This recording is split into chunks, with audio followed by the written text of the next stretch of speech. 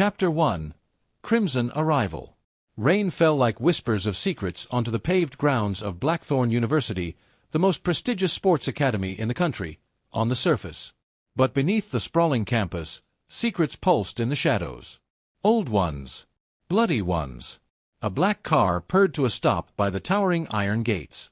Out stepped Elara Voss, her tall frame cloaked in black, raven hair cascading over her shoulders. There was something off about her, too graceful, too still. Her eyes, a deep garnet, scanned the surroundings not like a student curious about her new school, but like a predator surveying unfamiliar prey. She was here under a forged identity. The scholarship she earned had cost a man his life. And she wasn't here for basketball. She was here to kill someone. Inside the gymnasium, Asher Calloway, team captain of Blackthorn's undefeated basketball team, was in mid-air, ball in hand, when he noticed her. A quick glance, but her presence jarred him. Like a sudden drop in temperature. He slammed the ball into the hoop. The crowd went wild. But he was still watching her. She wasn't cheering. She wasn't even blinking. She was watching him. In the headmaster's office, a heated conversation was underway. "She's a liability," growled Coach Bennett, fingers tight around a file stamped with red letters, "classified." "She's protected," came the calm response from the headmaster. "By the high circle. We don't refuse a Voss." Coach spat on the ground.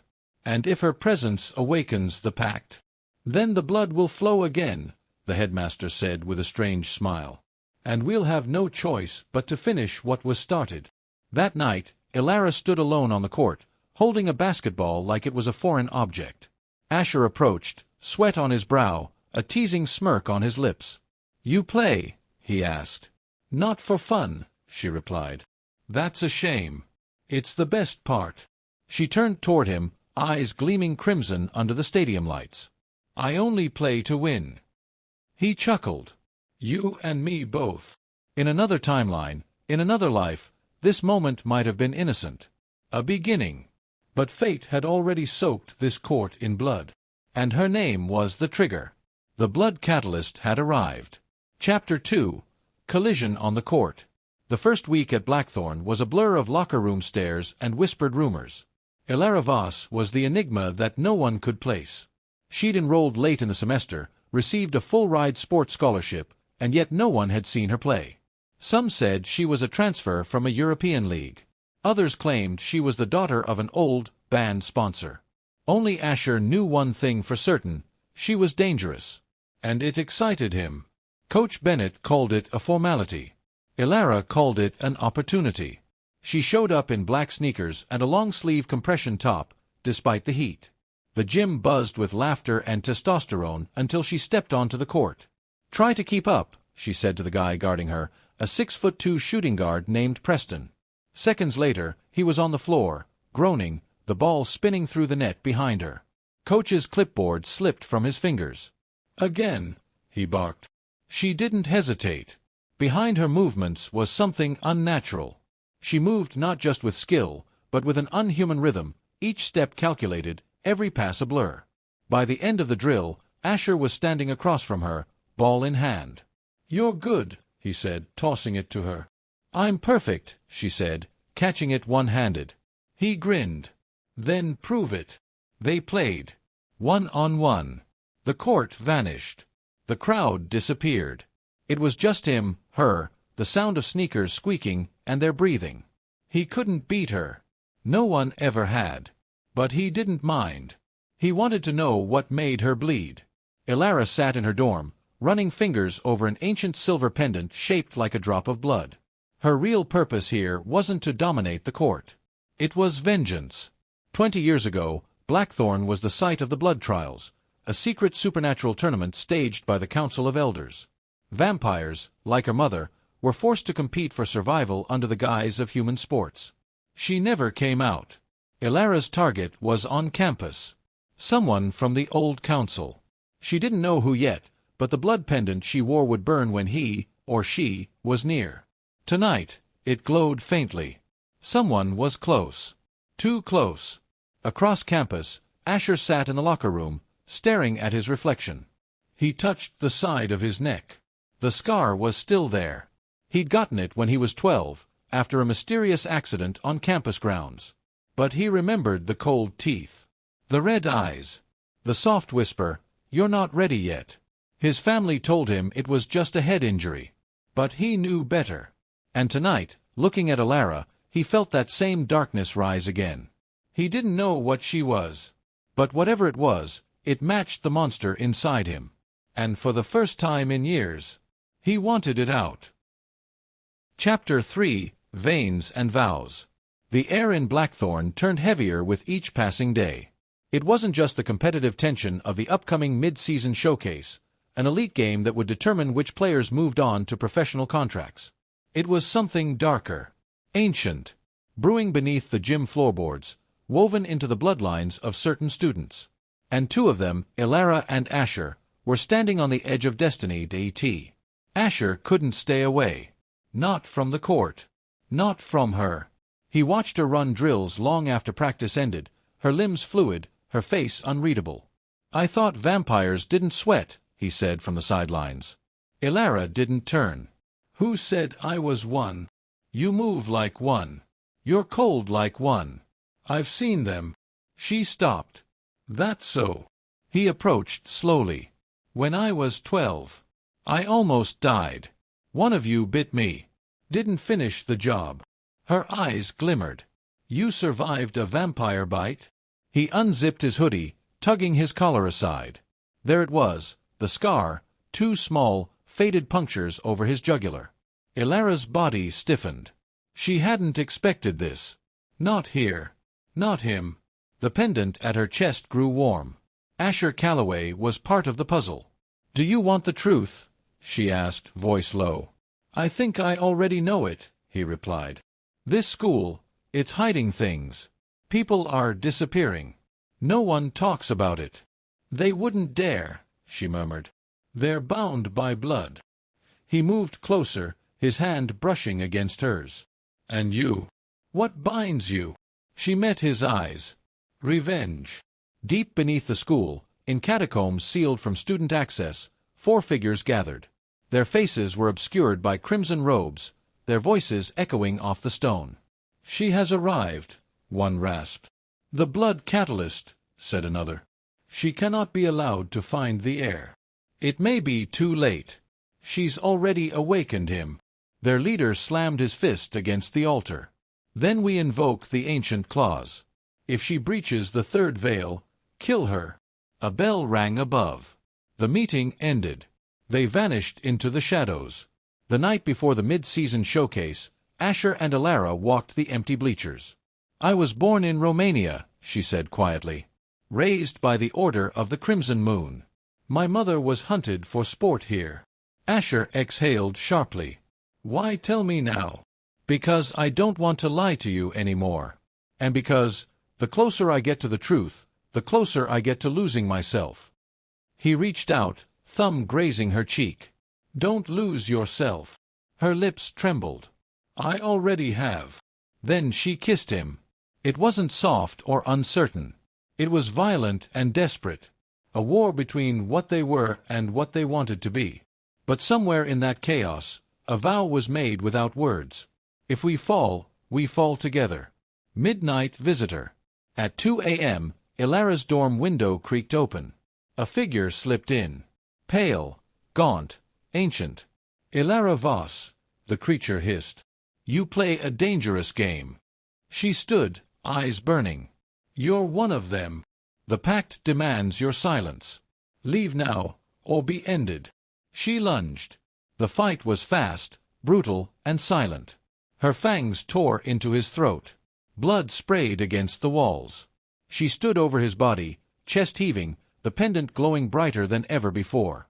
Whoever he was, he wasn't the last. But she was getting close. The heir was near. And the blood war was about to begin. Chapter 4: Bite of Betrayal. The morning after Elara killed the intruder, the skies above Blackthorn cracked with thunder. A storm was coming, both real and supernatural. The body had vanished before sunrise. Cleaned, covered, erased. But the blood had soaked into the carpet, and no matter how hard Elara scrubbed, it wouldn't lift. It wasn't just any blood, It was council blood, and its presence meant only one thing. The war had officially begun. The gym was packed. Scouts from pro leagues filled the VIP seats, cameras captured every second, and the announcers couldn't stop hyping up the face-off between Asher Calloway and a visiting five-star point guard from the rival academy, Orion Bay. But Asher's focus wasn't on the court. It was on Elara. She wasn't scheduled to play. She wasn't even on the team sheet. And yet, when the second half started, Coach Bennett made a call no one expected. "Elara," he barked. "Suit up. You're in." As she jogged onto the court in her black jersey, a low murmur ran through the stands. Asher met her eyes from across the court. Something had changed.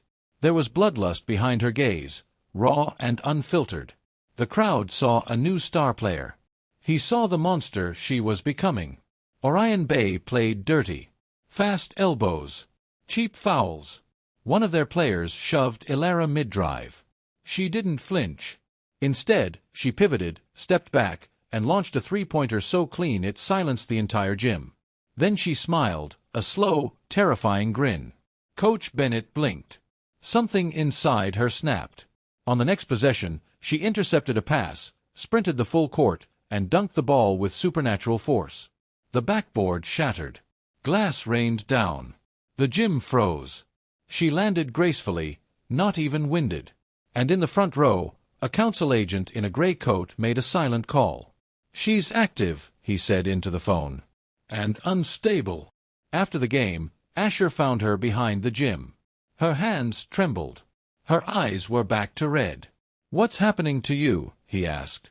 Elara turned away. "It's the blood. I fed last night. Council blood. It's changing me." "You killed one of them?" She nodded. "Do you even know who the heir is yet?" "No. But the pendant is burning hot now. He's here, Asher. Closer than ever." He reached for her arm. "Then we find him. Together." She pulled away. "You don't understand," she said, voice breaking. "If I find him, I have to kill him." "Why?" "Because he's the one who ordered the trials. The one who started all of this." Asher went pale. "You think I'm the heir?" The pendant glowed against her chest. Neither of them said a word. That night, Asher broke into the headmaster's office. He dug through restricted files until he found one labeled Project Eclipse, Calloway Bloodline. Inside was everything. He wasn't just the heir. He was the key to resurrecting the trials. His blood was the catalyst. Elara waited at the abandoned chapel, the place where she and her mother once hid during the First War. The pendant burned so hot it left a welt on her chest. She knew he'd found the truth. She knew he'd come. And he did. Asher stepped through the broken doors, file in hand, anger in his eyes. "You used me," he said. "This whole time." Tears slipped down her cheeks. "I didn't want to. I fell for you. That wasn't supposed to happen. I trusted you. I was sent here to kill the heir," she whispered. "But I didn't know it was you. Not until it was too late." He stepped back, fists clenched. "You said we fall together," he said. She reached for him. "Then fall with me." But Asher turned and walked into the storm alone. Behind him, the pendant cracked. The vow was broken. Chapter 5. The Blood Game. The Blackthorn campus descended into chaos in the days that followed. The council returned to power, their agents stalking the dorms, faculty suddenly going missing, and new blood rules imposed. No practice after sundown, curfews enforced, and whispers of a coming selection. But it was all a cover. Behind the scenes, the blood trials had been reactivated. Not as a sport, but as a war game. And this time, the prize wasn't survival. It was ascension. The catalyst awakens. Asher hadn't slept since the night he learned the truth. He trained alone, his body pushed past human limits. His senses were sharpening, his strength rising. The vampire that bit him when he was 12 had done more than leave a scar. It had activated something dormant, something ancient. He was a hybrid. Not fully vampire. Not fully human. But something in between. A weapon. The final bloodline. The council wanted him as their champion. But Asher wanted freedom. Locked in the underground cells beneath Blackthorn, Elara was tortured by the council. Not physically, but through visions. They made her watch her mother's final moments in the blood trials. Her screams. The laughter of the crowd. The cruel smile of the High Chancellor, who bore a striking resemblance to someone she now knew far too well. Asher's grandfather. The blood feud ran deeper than love. And yet, she still loved him. "I can't kill him," she confessed to herself, clawing at the cell wall. "But if I don't, they'll make him a god." The cell door opened. A shadowed figure stepped in. "You want to stop the trials?" the voice asked. "Yes." "Then you'll need to die first." The trials began under a blood moon. 10 players. 1 court. No rules. Cameras rolling. Council members watching from thrones. Elara and Asher stood on opposite teams. He wore black. She wore red. Both wore sorrow like armor. The ball was thrown in. The game started. But it wasn't a game. It was a bloodbath. 2 players were eliminated in the first 5 minutes. 1 drained, 1 crushed. The crowd cheered, thirsting for more. Elara dribbled past a berserker vampire, spun through 2 hybrids, and launched the ball, straight at the High Chancellor's throne. It shattered his wine glass. Gasps echoed. The Chancellor stood. "Eliminate her," he ordered. Asher stepped forward. The court went silent. He looked Elara in the eye. "Don't move." She didn't. He turned to the Chancellor. "You want blood? Then take mine." And with that, he bit himself. The blood hit the floor like fire. The court trembled. The pendant around Elara's neck exploded into light. Every vampire in the arena convulsed. Some dropped. Some screamed. The air turned thick with power. Asher's blood, tainted, evolved, catalyst blood, was triggering a transformation. Not just in him. In all of them. The war had begun. The court erupted into chaos. Agents pulled weapons. Vampires attacked one another. Students fled the arena. Elara grabbed Asher and ran toward the exit, but he collapsed. His body convulsed, bones snapping, eyes glowing bright gold. "Elara," he gasped. "Don't let them take me." She held him as he screamed, his transformation nearing its peak. Then, a gunshot rang out. Asher's body went limp in her arms. Standing across the court was Coach Bennett, holding a smoking pistol laced with sunfire bullets. "Bloodline or not," the coach said grimly, "we end this now." Elara screamed, loud enough to crack glass. She ran to Asher, cradling him, his blood staining her fingers. "I was supposed to kill you," she whispered. "But not like this." His eyes fluttered open, weak but alive. I knew. "You were always the storm." She sobbed. "Why didn't you run?" "I had to protect you." "From me?" "No. From them." And then he smiled, a broken, bloody smile. "I love you, Elara." And then he stopped breathing. The war had taken its first prince. But the catalyst had only begun to burn. Here is the final chapter of Blood Catalyst. Chapter 6. Catalyst Unleashed. The arena burned. Bodies littered the court. The stands were silent.